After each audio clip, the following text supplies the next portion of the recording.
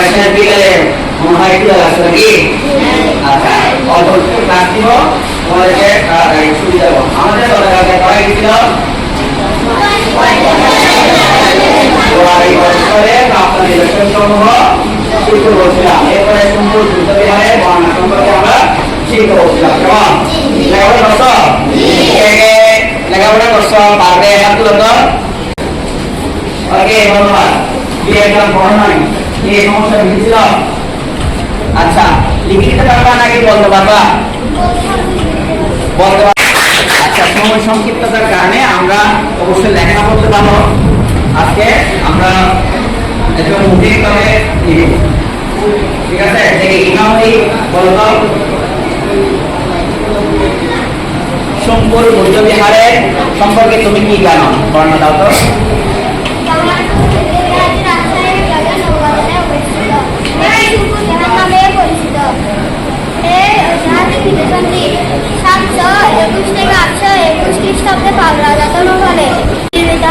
এটি 26 মিটার উচ্চতা রয়েছে।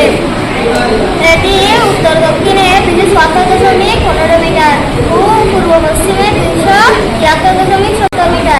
ধন্যবাদ। অরিজিনালি খালি হবে আসে পারবে তারে পারা যাবে। এখানে পরিবর্তন সম্পর্কে চারটি নিদর্শন নাম বলা। বই বন্ধ, বই বন্ধ। আমার ক্লাসে বই পড়ার দরকার নাই, বই পড়া ভাষায়।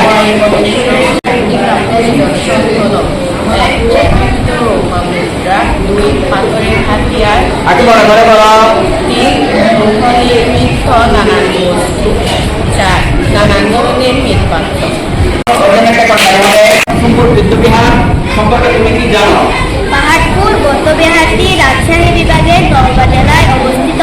এটি সোমপুর বৌদ্ধবিহার নামেও পরিচিত। এটি 781 থেকে 821 খ্রিস্টাব্দে পাল রাজা ধর্মপালের শাসনামলে নির্মিত হয়। এখানে 24 মিটার উঁচু গড় রয়েছে। এটি উত্তর দক্ষিণে 274.15 মিটার ও পূর্ব পশ্চিমে 273.70 মিটার বিস্তৃত।